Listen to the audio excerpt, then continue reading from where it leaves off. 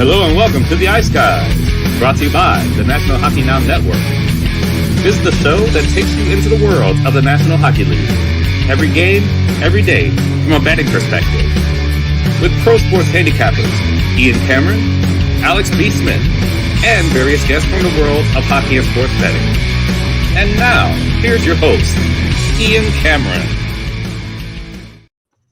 Welcome to the Ice Guys, presented by National Hockey Now, Sunday, March 26th. Ian Cameron, Alex B. Smith with you, ready to break down the Sunday slate. 5 games on tap for this Sunday edition of the show, and we'll break those down in just a moment. Huge Saturday. We'll recap that in just a second. Off the top, though, we do want to remind you about the BetCast coming up Tuesday night, March 28th, 7 p.m. Eastern. Make sure you join us. It'll be me, Alex, and, of course, a bunch of our viewers and listeners joining the live BetCast as guests. Definitely looking forward to yet another great BetCast. Drinking encouraged as always. It's a bar and a pub atmosphere on every BetCast. DM me at Bobano on Twitter or email bobano350@gmail.com, and we will make sure to get you a spot on the BetCast this Tuesday night. Don't have many regular season BetCasts left. We've pretty much got 3. Because there's 3 Tuesdays left before the end of the regular season. So not many left, but of course the BetCast will roll on when the Stanley Cup playoffs arrive. So join us this Tuesday, March 28th, on the next Ice Guys live BetCast. Let's look back on yesterday. It was a huge slate, 15 games. I was amazed that Kevin and I got through the entire show in less than 2 hours, with how many games there were yesterday, but we managed to do so. Just briefly, one of the regrets I had yesterday was not betting Philly. Okay, at 3-0, I figured, Philly's played a little bit better lately. They just beat Florida and Minnesota in back-to-back home games, 2 teams needing points right now based on their playoff positions. Minnesota's trying to win a division. Florida's just trying to get in, and Philly beat them both. And I said, now Detroit, who's, we don't really trust Detroit necessarily, and I didn't like the price enough, but looking back on it, I kind of wish I had laid the $1.30 there with Philadelphia. They shut out Detroit 3-0 in that game. And what was good to see, too, about that game was even though he did not find the scoreboard scoring a goal, we saw Joel Farabee and Forster, because of the empty net goal that was scored, they still got a point in that game. So talked about those 2 players. Those are players worth looking at with Philadelphia right now. Both of them have been definitely getting the job done offensively. Very, very intense game, Tampa Bay, Boston, considering, Tampa's not probably going to move up past 3rd in the Atlantic. They're probably locked into their spot. Boston's, pretty much clinched almost everything. They officially clinched the Atlantic Division with the win yesterday, 2-1 over Tampa Bay.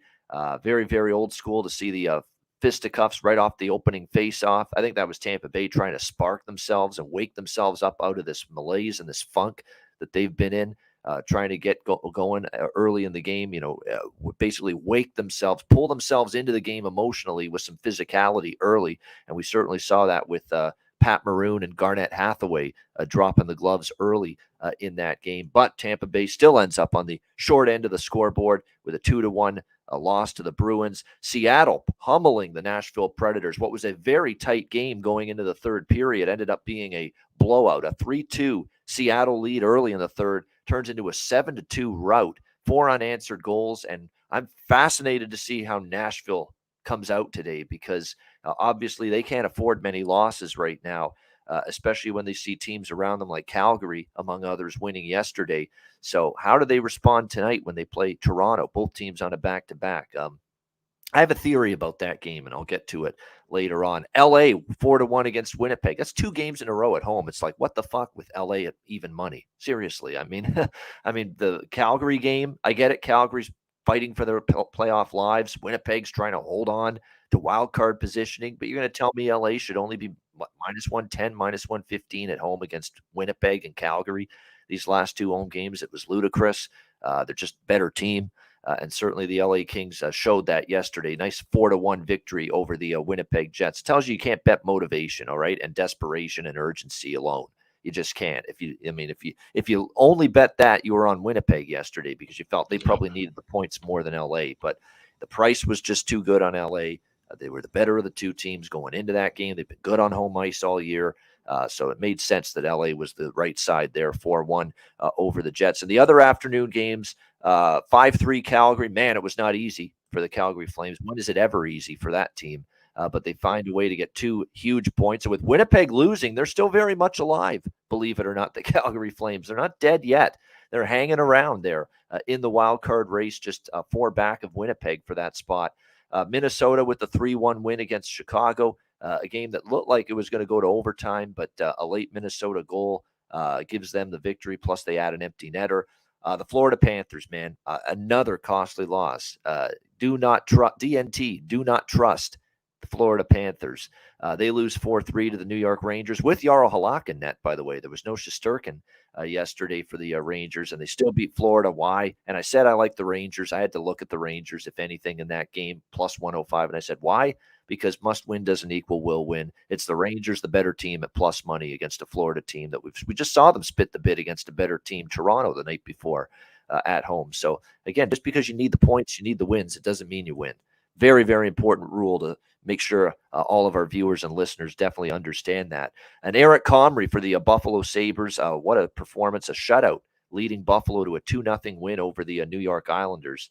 And very good win for Buffalo. Buffalo is not mathematically out yet. I mean, it's still asking a lot, but that's a pretty good win for them. And now that's back-to-back wins over the weekend to resuscitate the minimal hopes they have to make the playoffs. But they're not dead yet, and you just got to keep playing game by game and see where you're at.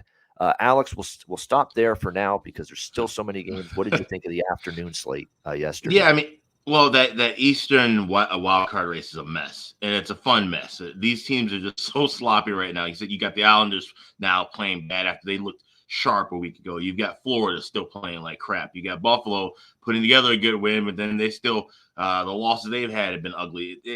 Pittsburgh back and forth. So it's going to be an absolute dogfight, as we've said, for these final 2 spots. And really, whoever lands these 2 final spots, I can't imagine them getting out of the first round, especially now with Boston taking care of business, getting the early win, like I said, wrapping up the Atlantic Division, and now having to come back, of course, today, play another early start. It'll be interesting to see how they respond, of course. But it's just funny now how we're not seeing any separation from these teams in the East. And it's weird. You usually would see, okay, well, this team's now starting to run away and they're winning some games, everybody else is losing, or these couple of teams are starting to lose and fall out. It has literally flip-flopped every night. And now you can add to the mix, as we'll talk about in the later portion, the Central Division standings now have become a revolving door with those three teams now battling for that first place spot. So it's a lot of fun to watch. And like you said, you have to take the playoff equation out of it sometimes when you're making your bet, because it's a team that needs it with the most importance. That's not always the team that's going to win. And the great case of that was certainly, like I said, the LA Kings, who is a team that the books keep sleeping on them. Bettors keep sleeping on them. We've been talking about them all year long. This is an LA Kings team that is rocking and rolling right now, and easily one of the hottest teams in hockey. And I love the way they're doing it. One of the other hottest teams in hockey, but they've been doing it pretty ugly. It was a solid win yesterday, but the Minnesota Wild, grinding out these games. They've been earning points in 18 of the last 19, beating Chicago 3-1, but they didn't, make it easy on themselves early. It was a close game throughout, heading deep into the third period. And Philip Gustafson has emerged clearly. People, that's the debate now here in St. Paul the next 3 days. Who starts game 1 for the Wild? Is it Fleury or Gustafson? You don't want to take the risk of what you did last year. You started Fleury instead of Talbot. You pissed Talbot off. You had to send him out, and that's how Gustafson got here.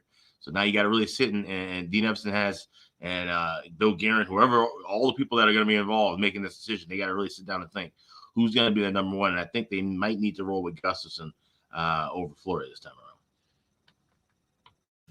I think they will too. I actually think they will too. It's not. And look, I'm sure it'll be disappointing for Marc-Andre Fleury. I'm sure he didn't come to Minnesota thinking he's going to be the backup going into the playoffs. But at this point in time, it's been a great emergence for Philip Gustafson. What can you say? He's been terrific. For the better part of the last few months, and he's the younger goalie.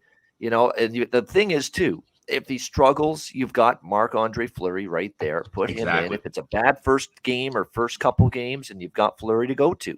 So it's not a bad thing.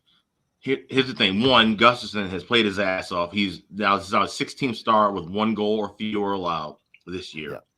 And look at what, think about how the Washington Capitals won using 2 goalies. I think about 2015 with the Blackhawks, where, Scott Darling emerged and carried them out of that first round, and then Crawford came back in. Having 2 goalies is important. We talk about this all the time, not just to keep you afloat in the regular season, but sometimes in the playoffs. And sometimes starting with that backup, letting him, while he's hot, get his playoff feet wet, try to keep that momentum rolling. And then if he doesn't, you have a veteran who has won you Stanley Cups, who's been in this situation time and time again, that can bail you out. Utilize that system, because you don't want to be in the opposite, where you're a veteran, Fleury, who we saw struggle at the beginning of the year. You don't want him to have a reset. And that's something we got to really talk about, too, as we get close to playoffs. Those days off in between, we're not going to be jumping back into the playoffs like we had the last few years. There's going to be teams having 2, 3, even 4 days off from their last game of the first start of the playoffs. You want to have your veteran be fresh and ready to come off the bench or come into a series and take over if needed. You don't want that the other way around, because having that young kid possibly being rattled after already seeing a veteran, an experienced veteran, getting chased out and having this, now you have to start, that could change the entire psyche for both goaltenders and that team. So I think the best move, honestly, would be to go with Gustafsson first and have Fleury be your safety net. I agree. Totally. I'm totally on board with that. I think Gustafsson's earned that first chance in game 1 in the playoffs. All right, let's go to Saturday night's action. Lots of games on Saturday night as well. We'll start with the games that were, I guess, less significant. Montreal pummeling Columbus 8-2. The best bet cashes with the over for me on the show yesterday with that in very easy fashion. What was shocking to me is 8 goals for the Montreal Canadiens. And as our chat points out, as someone that bet Kirby Dach to score a goal and a point, he didn't have anything to do with the 8 goals last night. So that was really, really surprising. I did bet a little Raphael Harvey-Pinard, but I did not think he would get a hat trick. So at least we got in on a goal prop involving him. He was good last night for the very good, obviously, getting the hat trick, and another horrendous defensive game from Columbus. They've had a bunch of them lately, and in that 8-2 loss. And then we saw 2 teams playing for exercise. I said, don't worry about who wins the game. Just bet the over. And St. Louis and Anaheim lived up to it. 6-3 for the St. Louis Blues over the Anaheim Ducks last night. We saw Vancouver with a 3-1 win against Dallas. Very, very impressive win again for the Canucks. Matthew Murray was the surprise starter for the Dallas Stars last night. And look, the Canucks have finally played some respectable team defense the last several games under Rick Tocchet. And let's give Rick Tocchet credit. I know there were people that, now look, the Vancouver fan base has found it very, very difficult to warm up to their new head coach, Rick Tocchet. And it's not because they don't like Rick. It's because he's following a guy that they thought was treated extremely poorly in Bruce Boudreau going out in Vancouver, and a well-liked, just someone that was very well-liked, Bruce Boudreau in Vancouver. And obviously people know he got treated like shit, going out the door. And I think any coach in Rick Tocchet's shoes, the fan base was going to take a while to, really get to like that coach or, accept them, after what happened with Bruce Boudreau. But there's no doubt that the Canucks are making inroads. But you can also say, hey, the Canucks do this shit every year, late season surge after they're out of it. And yes, maybe that's part of it too. We'll know more next year, right? Rick Tocchet's going to have a full training camp, and we're going to find out, if this is sustainable, something that can carry over into the next season. So you don't want to go overboard with too much praise and wow, they really got this thing turned around. No, we're not there yet. But there's no doubt it's been a better team overall effort from the Vancouver Canucks lately. No question. And they get a nice 3-1 win against a Dallas team, look, that's been playing well. And Vancouver continues to just own Dallas. That's 6 straight wins for the Vancouver Canucks over the Dallas Stars with that victory last night. Very disappointing for Ottawa. They got the first goal against New Jersey. And they had the lead again later in the game. New Jersey ties it, and then they ended up winning 5-3. As someone with Ottawa in the draw split, to not get either is very disappointing because the effort was there for Ottawa, but the breakdowns were there, unfortunately, when they didn't need them defensively. And unfortunately, there was a couple of those instances last night where it was like, can I get a save from Mads Søgaard? And you just didn't get it from him for the Ottawa Senators. And that ended up being the difference, a 5-3 New Jersey win and another tough blow to the very, very slim, and I mean slim playoff hopes for the Ottawa Senators at this point. Carolina in a very entertaining game with Toronto, 5-3. You talk about another disappointing loss just because I thought Toronto outplayed Carolina. They had over 40. When's the last time, Alex, Carolina's given up 40 shots on goal?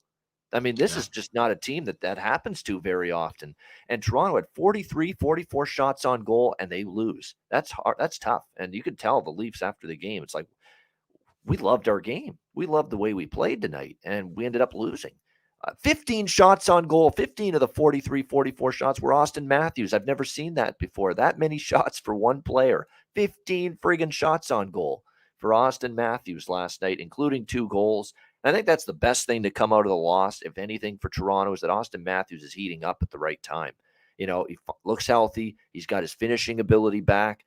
He looks like that dominant player again. That's exactly what Toronto wants going into the playoffs. But what they also want is Matt Murray to have better rebound control, Matt Murray to make a key save at a timely moment in the game. And unfortunately, that did not happen last night for Toronto. So, again, I thought they played well. I thought they should have won that game, but coulda, woulda, shoulda, didn't. 5-3 win for the Carolina Hurricanes. And Kochetkov was immense, absolutely terrific. And I think Rod Brind'Amour and the Hurricanes, there's now whispers, if you listen to your Elliot Friedman and your and some of your insiders that have been talking about this situation with the Carolina goaltending, there are people starting to think inside the organization about giving Kochetkov game 1 in the first round. I mean, and I wouldn't obviously be against that. And I don't know how Freddie Anderson's going to feel. But I think it's safe to assume Antti Raanta is not coming back anytime soon. This healing for him doesn't seem to be progressing at all. But it is what it is. This is the goalie of the future. And unfortunately for Frederik Andersen, he's not played his best hockey post All-Star break. His best hockey was pre-All-Star break. He was playing very well before the break. He hasn't been as good after the break. And I don't mind it one bit if Pyotr Kochekhov's in the net game 1 next month. Yeah, and if I'm Frederik Andersen, I wouldn't want, or at least if I'm Carolina, I wouldn't want Frederik Andersen to worry too much, because if he worries himself enough, he might get hurt again, because that's just what happens with Frederik Andersen. He plays either good hockey or then he plays some mediocre hockey and then he gets hurt. And Carolina has to see the writing on the wall now with the 2 goalies that they have that are veterans, that these guys can't stay healthy. You have Kochetkov, who is he is at least proven at one level that he can carry a team on his back and win, because you have to keep in mind, last year in Chicago, he was not the starter. This guy was literally like the 4th-string goaltender in the AHL, which would make him the 6th, 7th-string goaltender in the whole organization. He emerged and carried them when they needed it, when they had injuries and issues. And the fact that he was able to do that in it's only been 2.5 years in North America says a lot. I think this is the time to give him the shot. This is, and I think they're going to kind of ride this the way we saw St. Louis with Jordan Bennington, the way we saw Ottawa with Andrew Hammond. He's still that young guy, but he's got a ton of energy, a ton of fire, and he's already played in some big-time hockey. Give him the bigger stage. He played the NHL playoff game last year. So why not give him the stage right now? I think he's the best of those 3 options, and he's the guy who can stay. He's clearly the most durable of the 3 options as well. Yeah, no question. So it'll be interesting to see how. But I'm with you. I think it would be great. I think it would be absolutely great to see Pyotr Kochetkov, the starting goalie in the playoffs for Carolina. Vegas with a 4-3 overtime win against Edmonton. And boy, I'll tell you what, yesterday was so frustrating with the draws, because I honestly had like 6 or 7 draw bets yesterday, and we were so close with many of them. Sabres Islanders right there to go to overtime. Ottawa Jersey right there to go to overtime. Toronto, Carolina, right there to go to overtime. It was just Chicago, that kind Minnesota. of day.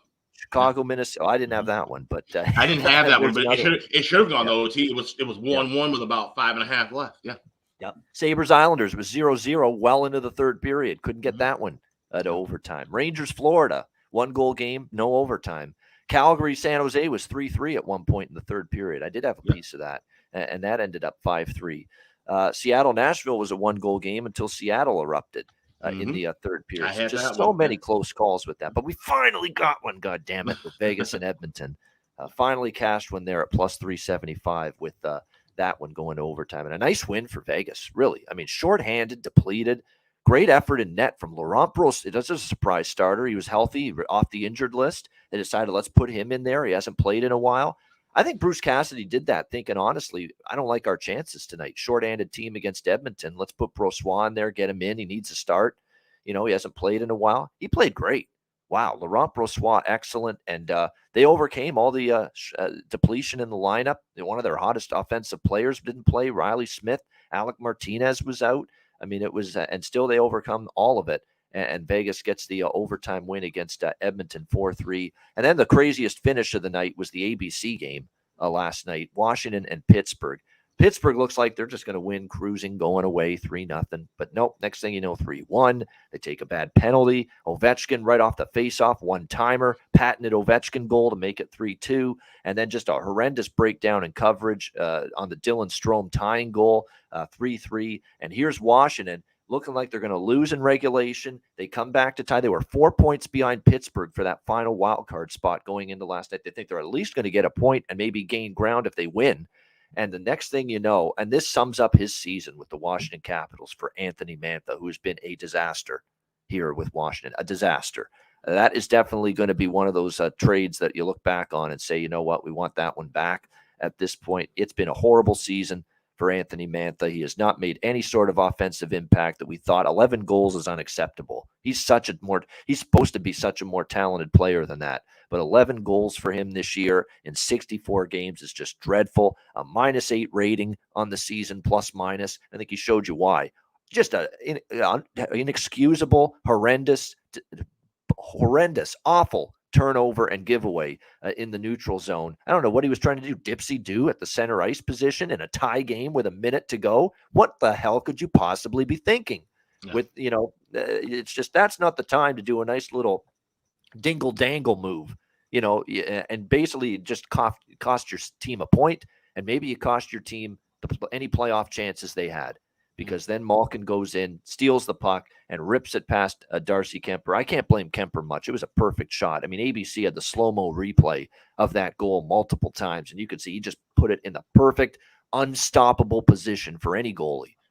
It was just the perfect shot from Malkin, and the 4-3 win for Pittsburgh. Just a crushing defeat for the Washington Capitals. And right after that game, Alex, I immediately looked to my schedule moving forward to find out when the Washington Capitals are going to play next. And I'm definitely going to be interested in going against them in that game. I mean, that's the kind of loss that I don't know if you shake it off that easily. And knowing now that you're now 6 points back, of Pittsburgh in the wild card chase, they're in action against the Islanders on TNT Wednesday night. That is their next game. Pretty sure I'll be on the Islanders in that game. If you ask me, but I think that's just a crushing loss for Washington. Hell of a finish, a crazy, insane third period in Pittsburgh last night. Alex, the night games, what did you think? Yeah, and that's interesting to point out too, because now they got to sit with that loss for a few days. Having those days off between Saturday night and that next game. So that's something definitely worth keeping an eye on. Another almost draw, by the way, that Washington Pittsburgh game. And that's what I was going to say. And I know, we've had some detractors and people kind of call us out about the, draw season, which I still think is preposterous. But if you keep in mind, we're talking about all these different coin flips on a 15-game schedule. And everything we're talking about is, remember, at prices that are plus 300 or higher. So if you're getting coin flips on plus 300, if anybody ever gave you plus 300 on flipping heads or tails, you just take it. Take whatever side's giving you that plus money. And that's what we did. And we could easily be talking about 7 or 8 games cashing in at these high prices, but we aren't. And the thing we always talk about looking at these games is when we see division opponents or opponents that need points, when a game is tied late, you usually see the team sit on the puck. Like you said, you don't see what Anthony Mantha does. You don't see those kind of blow-ups late in contests when your team needs a point. It's usually the opposite. So it's kind of, good that we have this reference of these are the things we're talking about when we say things slow down in the third period. It's not making those kind of crucial mistakes. It's sitting on the puck. It's maybe making that extra pass when a shot lane isn't open, so you don't give up a block and then it turns into a 2-on-1 the other way. Those little things that you would see in the first 40 minutes of a game typically tend to kind of disappear when teams need points late. And when teams try to risk and gamble and take a shot, it ends up backfiring, and then you end up being, like I said, giving up that goal, coming away with nothing. And that's exactly what we're watching. So a great example game for something we've been preaching all season. But it's unfortunate if you had either the under or the draw in that contest. Like I said, under was cruising in that one. All of a sudden, just the goals to start coming back and forth, and 4-3. So a night of bad beats, which that's bound to happen. We talk about 15 games in the NHL. It's just tough sledding for some of these picks. And I'm telling you what, right now, you talk about it's tough in the social media era to be an athlete when you have when you make a horrendous play and a mistake in a game. Well, that's Anthony Mantha today. I mean, just look at this shit right here on Twitter. This hockey player doesn't know how to fucking play hockey. I mean, there's the image right there on Twitter posted by someone after last night. Obviously a Capitol fan that must not be happy. But no, that's the sentiment. I mean, their Capitals fans were just livid with that turnover. Just absolutely beside themselves. But that's what it can be. I mean, it's tough. I mean, it can be very, very difficult. You know, when any time there's a bad interception by a quarterback, a bad goal let in by a goaltender, you know, a closer blows a save in the ninth inning of a baseball game, there are always going to be Twitter sports fanatics on social media that are just vicious, that are absolutely, they take no prisoners with their criticism. And unfortunately, I think that's going to be directed at Anthony Mantha from a lot of hockey fans, especially Capitals fans today after what we saw last night. So he's going to take a beating, but hey, he's not the first athlete to do that after a tough night at the office. All right, hopefully we don't have a tough night at the office or tough day at the office with the Sunday card. It's not the best card, I will admit that, but we do have 5 games, and we will begin with Colorado and Arizona. This is a day game. Note the start time, 3 p.m. Eastern time. It's a 1 p.m. local game in Arizona at the Mullet Arena. We've got Colorado minus 310, home road favorites, I should say, 6.5 the total in this game. These two teams just played Sunday night. Colorado got a nice workmanlike, efficient 3-1 win. Wasn't overly dominant, but they got the victory. They outshot the Coyotes 30-18, got the win in that game. 7-1 now for the Avs in their last 8 games. 3-game losing streak for Arizona, but all on the road. Let's not forget, this team comes into this game on a 6-game home winning streak. Let's not sleep on that. Arizona's won 6 straight at home, and I question focus. I question, you know, do you want to put your foot down here for Colorado a second time, you know, against this Arizona team? I wish that at Colorado, they do play tomorrow, and so does Arizona, but I just wish for Colorado it was someone other than Anaheim that was a better team. Like if they were playing, let's say, Vegas tomorrow, I'd really love this spot to maybe take a shot with Arizona in the draw and the split between the two, because that's kind of what I'm leaning with here, is Arizona draw split in this game. I still think these teams play close games. It's still not the Friday night game wasn't easy for Colorado. That was 1-1. In the third period before Colorado made it 3-1. I don't see Colorado running away with this thing here tonight. You look at the series history, the last 5 meetings, 2 have gone to overtime. Arizona's won 2 of them. In fact, Arizona's won the last 2 games against Colorado, hosting Colorado here in the desert. So, you know, the Coyotes definitely can play them tough. I'm going to go with a small Arizona draw split. I just wish Colorado was playing a better opponent than Anaheim. So it would be a better potential look ahead. But, you know, and I think Arizona at home has shown you enough that they're going to compete in this game, and it's going to be close, competitive. If you want some security in this game, you could go with the plus 1.5, which is around even money, minus 105 on Arizona. I think the plus 2.5 is a little too pricey. I would stay away from that. But the plus 1.5 on the Coyotes, if you want a little security. But, you know, they've won 6 in a row at home. They've beaten Colorado twice in a row at home, Arizona. So I like Arizona draw split. That's what I'm going to go with here. The money line, full game, and also the draw here in this game. The hope that we just don't get Colorado in regulation. You know, that's the only thing that can upset the apple cart here. So Arizona plus 260, a little on that. And the draw, which is plus 404 at Pinnacle. I mean, again, great price. What do you think here, Alex? Colorado, Arizona. Yeah, to our viewer Jamel in the chat, you might want to cover your ears here, but I'm betting the draw at plus 400. I grabbed that at Bet Online earlier today. This is the only draw I actually like on this card. Like I said, Arizona and Colorado have always played tough games. Arizona has been, you know, playing with pride at home. We've all cracked all the mullet arena jokes we can handle, throughout the season, but they've played there with some energy. We talk about how, that smaller atmosphere, more intimate, sized crowd right on top of you, making noise and great ice surface, all those different things that have helped Arizona, get some victories against some quality teams at home this year. And play with some pride and momentum. And like I said, we've seen this with these teams, these Arizona and Vancouver. Although Arizona still has a great chance to get, that top lottery pick, but you're still seeing some of these teams fighting and playing for pride. Like I said, the players aren't tanking. It's the management and the ownership. They're tanking. So this is a game where in Colorado on the road, we've seen them kind of lace some eggs here and there. Like I said, I don't know if I think Arizona wins this game. I think it goes to OT. I see Colorado ending it quickly. But I think it gets past 60. So at plus 400, we're going to draw. Yeah, plus four, great price. Like I said, plus 400 is what we're looking at. And I'm going to sprinkle with that as well as, like I said, the Arizona as well, money line here in this game. And as far as props go, I think for Colorado, Val Nichushkin's now on the top line with McKinnon and Rantanen. So I definitely think that is a good situation for him and his props tonight. JT Compher, I keep talking about him. He continues to be pretty good for the Avalanche offensively of late. I know he's more of a two-way center. People think of him as that, but he's got some offensive potential and upside, and we're seeing that lately out of Compher. So I don't mind the look for him as well for props. And then for Arizona, I'm just going to come back to Barrett Hayton to get a point.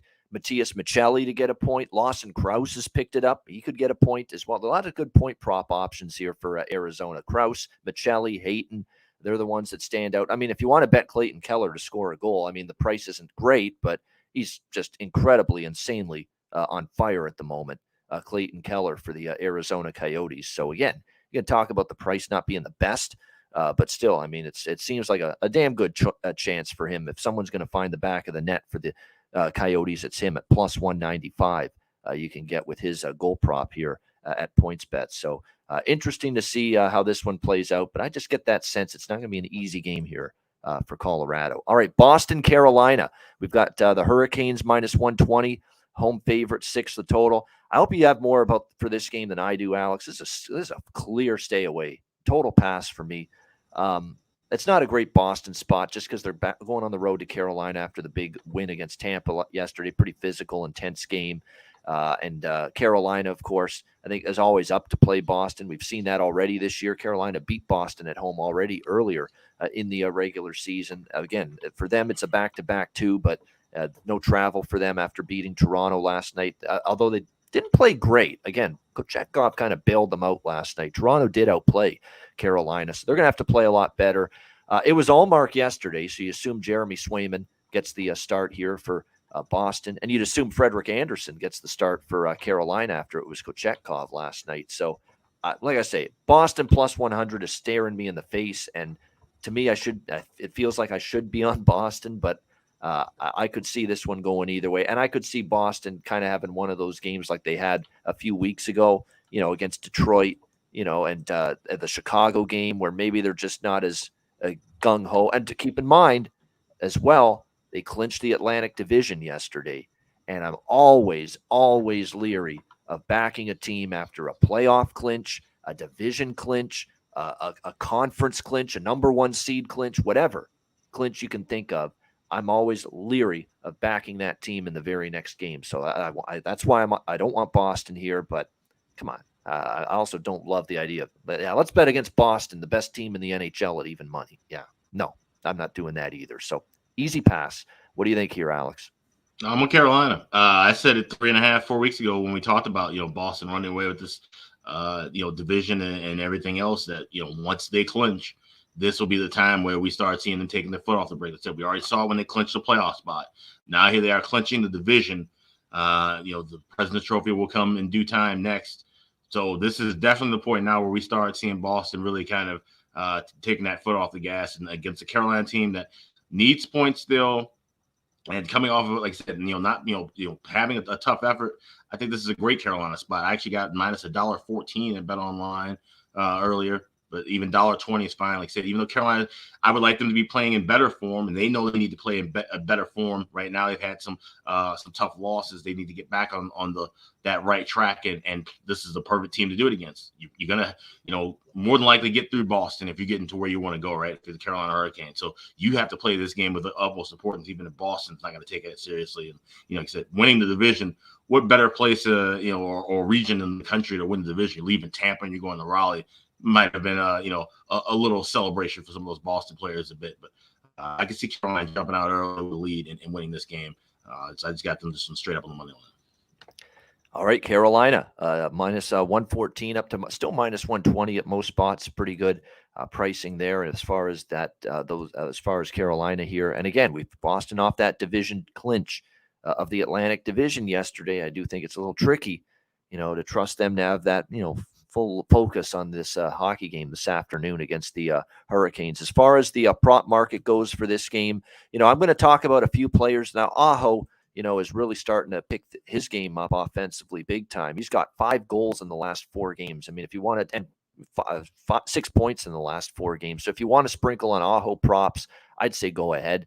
Again, Aho is one of the players that is never, the best bargain as far as props go, but he's absolutely rolling right now for Carolina. His goal prop plus 140, plus 154, actually, plus 154 at Pinnacle, minus 165 to get a point. So it's actually, I thought honestly, the point prop would be a little bit higher than that. So I actually might lay minus 165. I don't do that very often, but boy, I mean, that seems like it should be closer to minus 200. Than that. How about Stefan Nason? Don't sleep on him. What a little run he's put together. He's got 4 points in the last 6 games, 2 goals as well during that span for the Carolina Hurricanes. So that's definitely more of a bargain option here. Look at Steph Nason to find the score sheet. Plus 162 at FanDuel to get a point. Plus 162 for Stefan Nason to get a point. That is just outstanding, considering what we've seen lately. Plus 500 at FanDuel to get a goal as well. I'd sprinkle on both. I like the point prop more because if you look at Nason's last several games, his last 6 games, during that span, he has 4 points, only 2 goals. So he's gotten more points than goals, but I think you definitely can bet both of those props, and I think you have a chance to cash some big plus money with both of those for Stefan Nason in this game. Teravainen, 3 points in the last 5 games for Carolina, goals in 2 of the last 3 games. He's another solid option for Carolina. And usually I talk Marty Necas for Carolina, and goes without saying again for him because he's got 2 goals the last 5 games. More importantly, for Martin Necas, 2, 3, 5, 6, 7 points in the last 6 games for Necas coming into today. So obviously, he's always someone when Carolina is playing, I'm interested in the prop. And you could actually go with a Aho prop and a Necas prop. They're both minus 165 at DraftKings. If you don't want to bet them straight, you can put them in a parlay, get plus money out of it. So I definitely look in that direction. Boston, I would just say if anyone's going to contribute for them, it's DeBrusk's on a little heater. Bergeron is really starting to pile up points. I think Bergeron point props are really good right now. He has really picked his offensive game up significantly here in recent games. So he's probably the best of the bunch, honestly, from a value standpoint. Patrice Bergeron, only minus 112 to get a point in this game, considering the way he's been playing lately for the Boston Bruins. So it's a good prop game. Even though I'm not betting a side or a total, I think it's a good prop game, some value in the player prop market here. All right, Toronto and Nashville. We've got the Leafs minus 180, road favorites, 6.5 the total. So I have a very unique way of approaching this game and the way I'm going to bet it. I'm going to take Nashville in the first period because the way I see it after yesterday against Seattle, if they don't show up in the first period with their backs against the wall, when are they going to show up, right?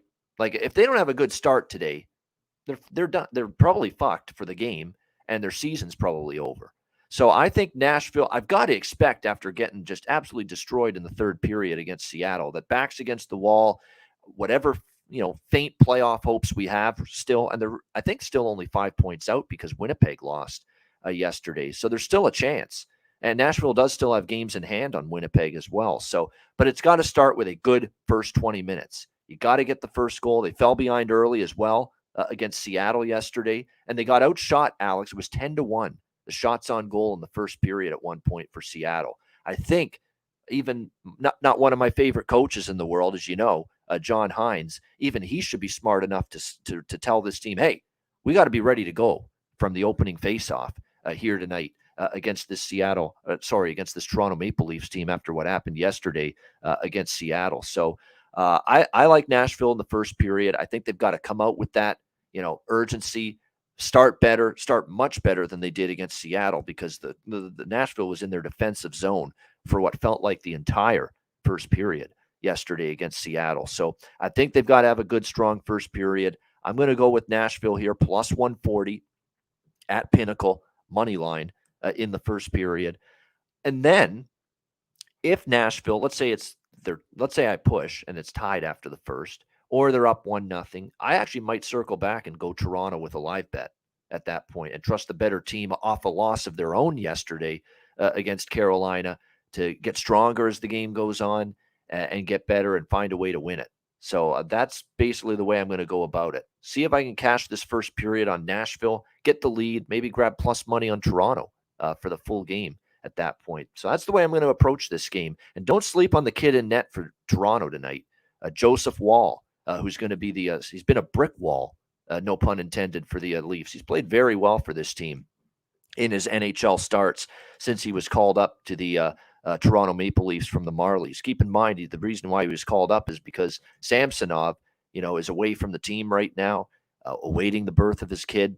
So that's and plus he's been ill. He's had an illness, and he's awaiting the birth of his wife to give birth. So those two reasons are why he didn't even make this road trip with Toronto through Carolina and Nashville. So it was Murray last night, and it's going to be Joseph Wall here tonight. And Joseph Wall's numbers are very good. 2.03 goals against, 938 save percentage. Last two starts, 1 goal allowed against Montreal, 30 shots, 1 goal allowed against Calgary on 26 shots, and Toronto won both games. So Joseph Wall's been really solid. He's been one of the best goalies in the AHL this season, an all-star. I think he was the all-star game MVP as well in that all-star game. So it's a good goalie. So that's why I'm only on Nashville early. Nashville has to start strong after what happened yesterday. I'm on them in the first period, but if they do win the first period, I'll circle around and look for a live bet on the Leafs. What do you think here, Alex? Toronto, Nashville.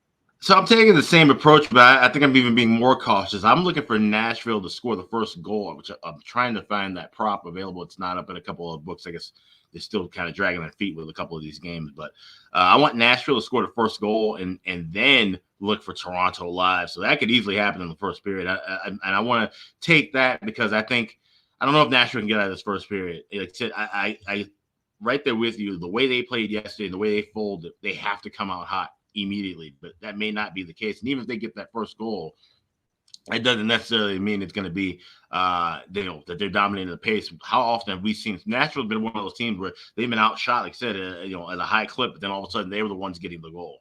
4 shots on goal, one of them went in, and they end up with a lead. And Toronto's been that kind of a team to if they are trailing early, they've put up a good effort, but for some reason a bad goal went back their way, and they were trailing or the game was tied. So I definitely get the sentiment for that, but I still think Toronto finds a way to put a better full effort in this contest to put away Nashville. Nashville looks to be toast to me, honestly, and I thought I felt like they were going to have to fight just to hang on and keep it close with Seattle. That's why I liked the draw in that game yesterday. And they were playing as tough as they could, and Seattle just turned that offense up to a different level, which we know they can do that. They haven't done that as much as they did early in the season, but we know Seattle's offense, when they put it together, they're hard to stop. Toronto's the same deal. When Toronto's offense gets hot, they can name their own score. If they can do that against Nashville, this could get ugly fast. So I'm looking for Nashville to get that first goal early, and even if I lose that, still might try to jump and grab something of Toronto live at a better price. Yeah, definitely. I think we're both looking at similar approaches, that we both think Nashville will come out strong. They have to kind of get that first goal. But we know who the better team is, and that could show itself, as the game goes on. So that's kind of the way we're going about it here. It's interesting to see what they do in terms of the goaltending, because obviously, and I'm absolutely shocked that when that game finally got out of hand, and I know it was in the third period, but Saros was never taken out. after the 7 goals yesterday. So do you put him back in on a back-to-back after a dreadful 7-game, a 7-goal loss, for Saros? Put him in on a back-to-back because he is your guy. You're going to sink or swim with him. Or do you go with Kevin Lankinen, who was playing well, but wasn't so good in his last start? I remember it for the Nashville Predators. So tough decision here with what the Predators decide to do in goal. As far as props go, do we bet the over 4.5 shots for Austin Matthews after a 15-shot on goal night last night? I mean, if you had bet over 14.5 shots on goal last night with Austin Matthews, you would have won. But clearly he's got his confidence back. He's got multi-goal games in 2 straight. I did bet him to score a goal. I know it's minus 115. It's not value, but when he gets in one of these zones, you just bet him to score because he scores in bunches. It's been this way his whole career, and he's in one of these zones again where he's just scoring pretty much every game now for Toronto. So minus 115. I didn't mind taking that price for Matthews to score tonight in this game. Some other props. I'm going back to Cali. Yarncroke scored last night for the Leafs. I like his props again tonight. He's found that chemistry with the aforementioned Austin Matthews and Mitch Marner. And then on the Nashville side, Thomas Novak, it's probably him again because he just seems to be somehow, some way finding the score sheet. Yesterday he did not, but for the most part, he's been reliable in terms of getting on the scoreboard. His point prop has still remained very solid for them. So that's the one I would that stands out more than anybody else for Nashville. If I'm going to look at a prop for them, it's Thomas Novak in terms of the point prop tonight in this game. All right. That's the first 3 games of the card. We got 2 more games left. 265 live viewers on YouTube. Hit the like button. We appreciate it very much. And shout out to our podcast listeners as well. We'll be back with the remaining 2 games on this Sunday NHL card right after we hear from GramCo. Support for the Ice Guys is brought to you by GramCo. Whether you or your team's game is on the field, screen, racetrack, court, or the ice, GramCo is for the game. Grown by farmers who spent years developing premium hemp genetics, GramCo provides customers with consistent quality Delta-8 THC products ready for any occasion. GramCo currently offers numerous Delta-8 products, including vape cartridges, disposable vapes, pre-rolls, gummies, wake and bake coffee, and more. GramCo offers an enjoyable, legal high delivered discreetly and directly to you. GramCo is also available at many American retailers as well. You can get the best Delta-8 cannabis products on the market shipped quickly and discreetly from GramCo. And if you visit www.thegramco.com, use promo code IceGuys, you will get 20% off of every order, and any order that's on the site over $50 will be shipped free with standard shipping. So live elevated with GramCo and check out their wonderful Delta-8 products today.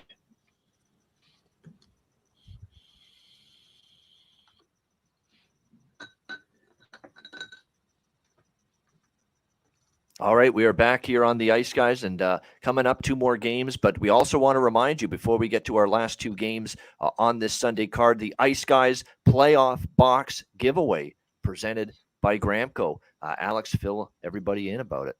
Yeah, we got the form. Like I said, it's tagged. If you follow us on Twitter at _Ice Guys, also, like I said, follow our Linktree page of the Ice Guys. I got to put it on the Patreon page as well, but we got the link everywhere. We can fill out the form, just answer a few questions, and be entered into a contest to win either one of 5 people will get a $10 gift card to use at the GramCo's website, but one person will win a box with Delta-8 gummies.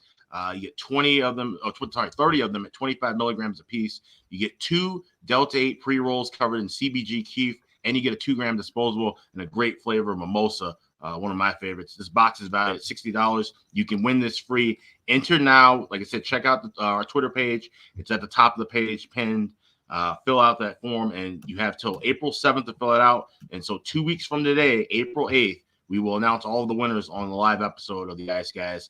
So definitely, get on over to the Twitter page, follow the Twitter page, of course, and sign up now, and we will announce all 6 of those winners in 2 weeks from today.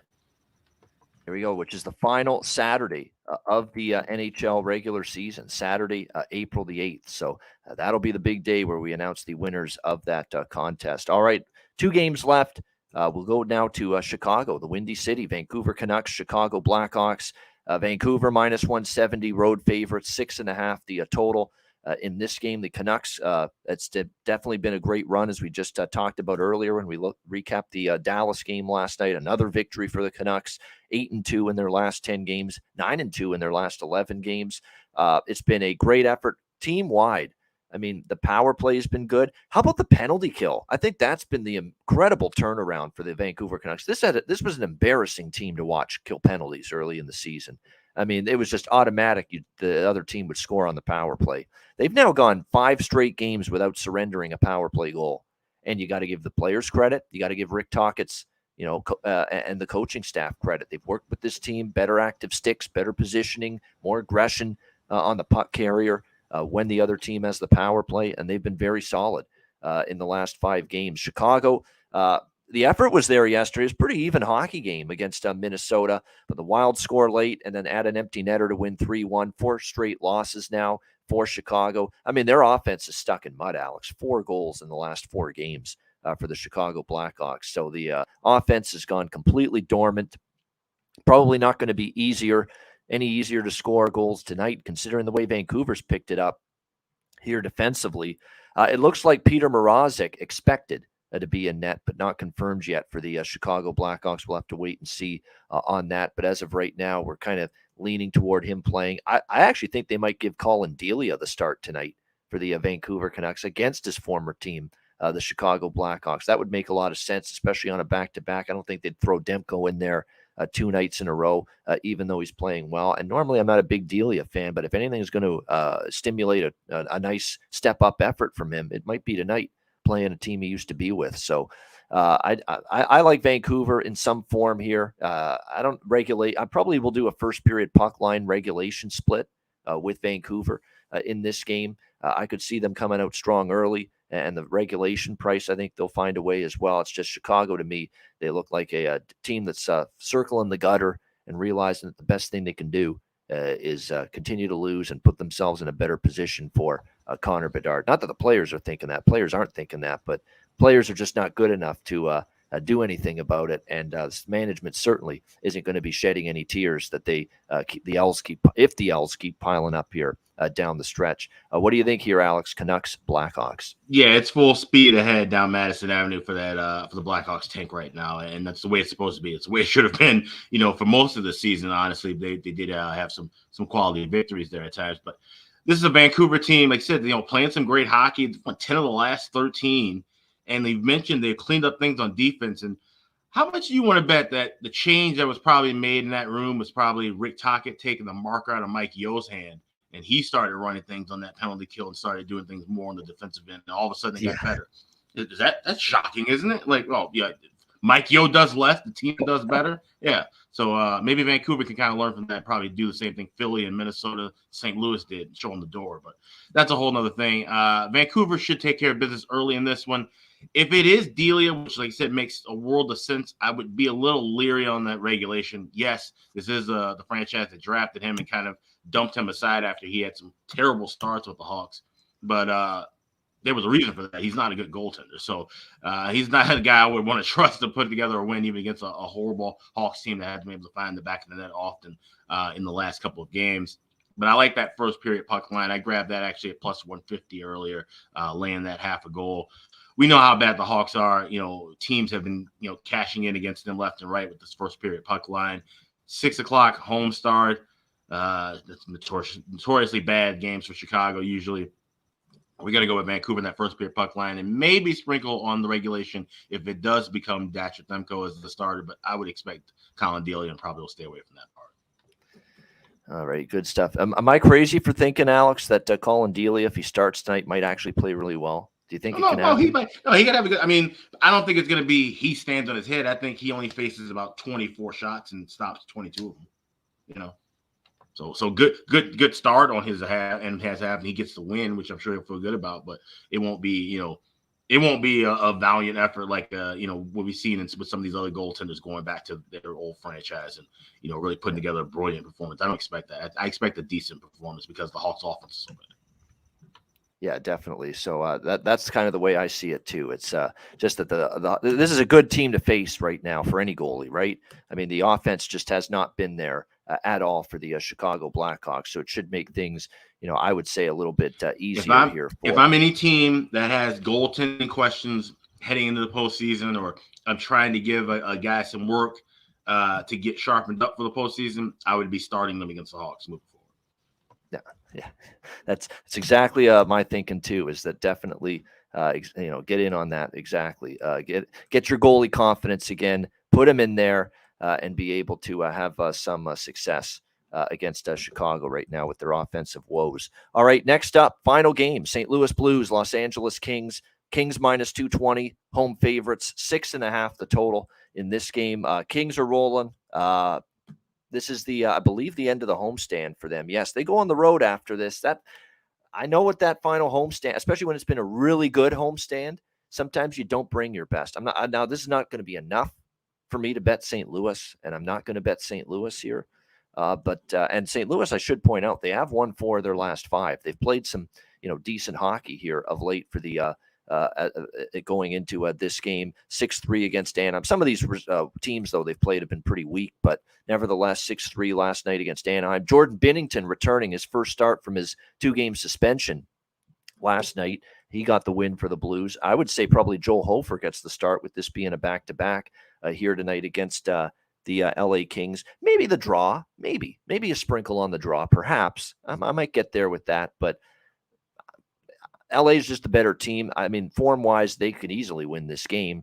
But when you've been on a homestand, it's been a long one, and now all of a sudden, it's the end of that homestand, you're going on the road after this. You know what I mean? Sometimes you don't always bring your best, and I kind of worry about that just a little bit here for the LA Kings. Phoenix Copley should be in net tonight, because we saw Korpisalo get the front end of the back-to-back yesterday against the Winnipeg Jets. And it is worth noting, Phoenix Copley did start his NHL career back in 2015 with the St. Louis Blues, so does get a chance to face the team that he first broke into the NHL with about 8 years ago. So will that stimulate a hell of an effort for Copley, who's in a battle right now? It's a full-on battle right now for the LA Kings in net, and that's another reason why it's tough to bet against them. You got a goalie taking the net every single game, Alex, that says, hey, I got to play well because I want to be the guy starting April 17th in the Stanley Cup playoffs. So it's a great internal competition going on for the Kings' number 1 net-minding spot between Copley and Korpisalo right now. Korpisalo had a great start yesterday against the Jets, and now the ball's in Copley's court, or I should say the puck is on Copley's ice, I should say, here tonight to try to keep that, keep his name in the mix for that starting spot come playoff time. I think it's going to end up being Korpisalo personally, but Copley's not going to surrender it easily, and it's still an open competition until Todd McClellan says otherwise. So I don't have much on this game other than maybe I'll put a couple bucks on the draw. Alex, what do you think here? Blues, Kings. Yeah, draw's an interesting look. I actually might look at the under 6.5 here, because you got 2 great goaltending battles here for different reasons. He said, Copley and Korpisalo, they're going back and forth because they want to be the top guy to lead the Kings, like I said, into the playoffs. And I think that's really the biggest question mark for goaltending in the playoffs from a, just straight up choice point of view, not necessarily this veteran's been kind of struggling, or, this guy's had injury issues. This is just, no, these are 2 good goalies. Korpisalo getting this, new lease on life, so to speak, playing with LA now, going to the postseason after having the rough year with Columbus. Copley has been a fantastic comeback story. A guy's been an AHL journeyman for years. So that's one of those, interesting, fun battles to watch. And I think whichever choice McClellan makes, I think it'll be a decent choice, because I like this tandem heading into the postseason right now. They both played their asses off. There's a reason they're 9-0-2 in their last 11 games. On the flip side, Joel Hofer has now really shaken up that goaltending room in St. Louis, because Thomas Greiss has to know that the writing's on the wall with him already. He's definitely done. Like I said, I think he's a guy we probably end up seeing going to Europe at this point, the way he's played the last few years here in North America. But with Jordan Binnington, I saw somebody in the chat mention, maybe make Hofer the starter and have Binnington be the backup. I don't think Binnington's going to sit well and be the backup. This kind of feels like like I said, he has a lot of tendencies. Reminds me of Eddie Belfour when he was in Chicago, and they had Dominic Hasek, and it goes, yeah, we're not playing 1-2 here. One of us has to be the guy, and of course we know what happened there. Hasek goes to Buffalo, the rest is history. So I think Bennington might be the one on the move. I've talked about this potentially. He's got a lot to play for. So I think Bennington and Hofer, that back and forth battle the rest of the way will be something to watch. There's a reason that Hofer's been playing well. I think we see some good goaltending in both ends. So at minus $1.05, give me under 6.5 here with Blues and Kings. This is one I wouldn't argue with that. The under, actually. The under, definitely I could see it here in this game. Hofer's been good. LA's not given up much. They only gave up a goal to Winnipeg, who needed the points badly yesterday. They're playing good defensive hockey. You got a motivated, capable goalie in the net every night. So, yeah, I don't see goals in bunches here in this game. I do like a couple props, though. Velarde to get a point or a goal, I'd look at that. Arvidsson over shots on goal seems to cash every time. He didn't have a point yesterday, but Quentin Byfield for LA, since February 28th, he has a point for LA in 1, 2, 3, 4, 5, 6, 7, 8 of the last 11 games. So I don't mind the prop there for Quentin Byfield.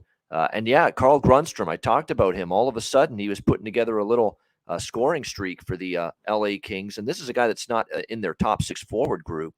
But still, he was a guy that's plays on the fourth line mostly for the Kings, but yet he was on a consecutive game goal scoring streak and that was snapped yesterday. But I wouldn't say jump off the train just yet. He still has 4 goals in the last 4 games for the LA Kings. And yeah, I mean, Kasperi Kapanen, who is a maddeningly inconsistent player, has been throughout his whole career.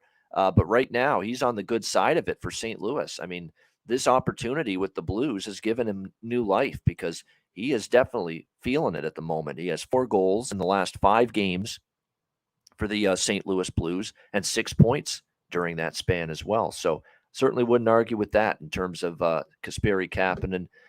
Sammy Blais, another one. Yep. He's someone that's back with the Blues, and he's gotten a goal in 2 straight games, 4 goals in 5 games. Incredible point production, 2, 3, 4, 6 points in the last 5 games. I wouldn't talk anyone out of that. The problem with all these Blues props are they're playing against a very stingy LA Kings team, a very good defensive team with a goaltender that's motivated to play well every single night. So you just wonder and you have to ask yourself, how many goals are they actually going to score here? So you don't want to go, wild betting a ton of these Blues props. And if you're going to bet Blues props, especially goal props and point props, keep them small. Don't bet big units. Don't bet big amounts, especially when they're playing a very solid defensive foe like they are tonight in the Los Angeles Kings. All right, great stuff. That's the Sunday card. We appreciate it very much. Hit the like button. 273 live viewers on YouTube. And to our podcast listeners, a reminder, check out patreon.com/Ice Guys, just $10 a month. Goalie charts, totals charts, power ratings, daily Ice Guys show betting card, bonus content, and more. There are always people that ask, we enjoy the show so much. How can we show a little token of our gratitude? That's how you do it. Sign up at our Patreon page. It's just $10 a month, and you get great content every day on the page. Patreon.com/Ice Guys, just $10 a month. Also, check out the Ice Guys store, iceguys.myspreadshop.com. We've got hoodies, we've got caps, we've got T-shirts, a bunch of different things. So check that out. The store also, like I said, check out our Twitter page, twitter.com/the_Ice Guys. Pinned at the top of the page, we've got the contest form, so you can enter in and win a chance to either get a gift card or the playoff box giveaway presented by GramCo. Exactly. So check out the Ice Guys store. And again, that playoff box giveaway presented by GramCo. Fill out the form to be entered into your to have a chance to win that contest. And again, we'll announce the winners on Saturday, April 8th, final Saturday regular season show. So make sure you tune in for that. All right, best bets to wrap it up on this Sunday edition of the Ice Guys in just a moment, right after we hear from Manscaped. Support for the Ice Guys is brought to you by Manscaped, who is the best in men's below-the-waist grooming. Their products are precision-engineered tools for your family jewels. Manscaped's Performance Package, the ultimate men's hygiene bundle. Join over 7 million men worldwide who trust Manscaped with this exclusive offer for you, 20% off and free worldwide shipping with the promo code ICE Guys. That's promo code ICEGUYS at manscaped.com. If my math is correct, it's about 14 million balls that you can preserve. The Performance Package 4.0 is the complete accessory package to take care of everything that is required. You've got, of course, the Lawnmower 4.0.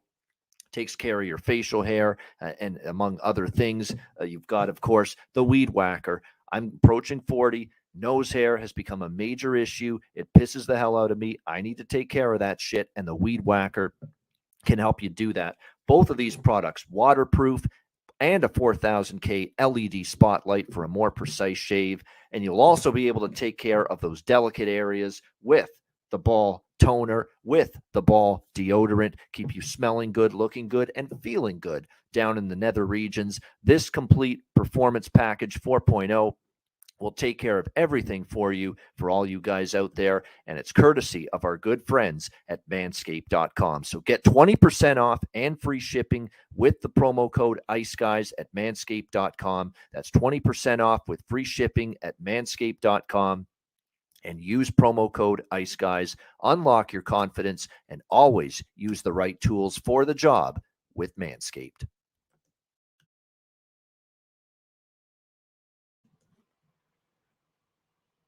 All right, we're back and time to wrap with best bets. Alex, what do you like for best bet? Yeah, we're heading over to the west side of Chicago Sunday night, and we're going with the Vancouver Canucks on the first period puck line, laying the half a goal plus 150. Hawks have been brutal in this spot.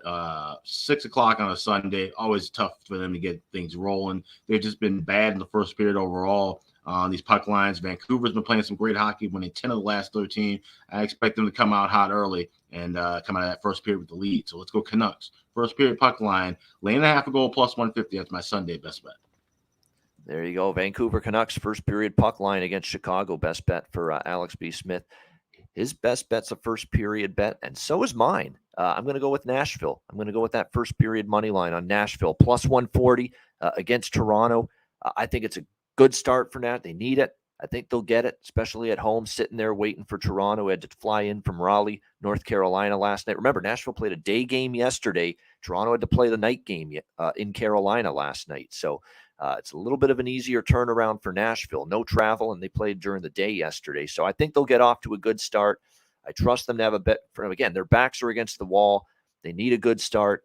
After yesterday's debacle, they were outshot 10-1 in the first period by Seattle at one point yesterday. So I think Nashville brings it early. Nashville first period money line plus 140 against Toronto. For my best bet here for this Sunday NHL card. That'll wrap up this edition of the Ice Guys. Thanks to everyone in the chat for joining us. Hit the like button on the way out. A reminder, the Ice Guys is live 7 days a week, Monday to Friday, 2 p.m. Eastern, Saturday and Sunday, noon Eastern. If you can't watch the show live, download the Ice Guys podcast in audio form on all major podcast platforms, Google Podcasts, Apple Podcasts, Spotify, Stitcher, iHeartRadio, Amazon Music, and more. Download the Ice Guys podcast when you can't watch the show live. For Alex B. Smith, I'm Ian Cameron. Have a great Sunday. Enjoy the games and good luck. We'll talk to you again tomorrow on Monday for another edition of the Ice Guys presented by National Hockey Now. Oh, before we go, anything on the college hockey? Someone did ask. Ohio State and Quinnipiac, Penn State, Michigan. I think Ohio State looked pretty damn good to me. I don't mind taking a shot at a plus price with the Buckeyes. I think if I were to bet anything in those two games, that would be it. Yeah, that's probably the one thing I would sprinkle on. I mean, we're already in a good spot. I got Boston in pocket at plus 10-1, so they're bound to go to Tampa for Frozen Four, and hoping they can take care of business and cash that big winner. So. There you go. Exactly. Michigan probably beats Penn State. I don't see Penn State beating Michigan. Yeah. Michigan looks really good, but maybe look at the over. Lay that price. No. Yeah, the over. Exactly. Because Michigan can score goals in bunches, and Mr. Fantilli leading that team is pretty damn good. I would say Ohio State in the first game today and the over in that Penn State Michigan game. Yeah. If I were to bet the two games today. All right, good stuff. That is the Sunday slate. Have a great Sunday night, and we'll see you again tomorrow on Monday for another edition of the Ice Guys presented by National Hockey Now.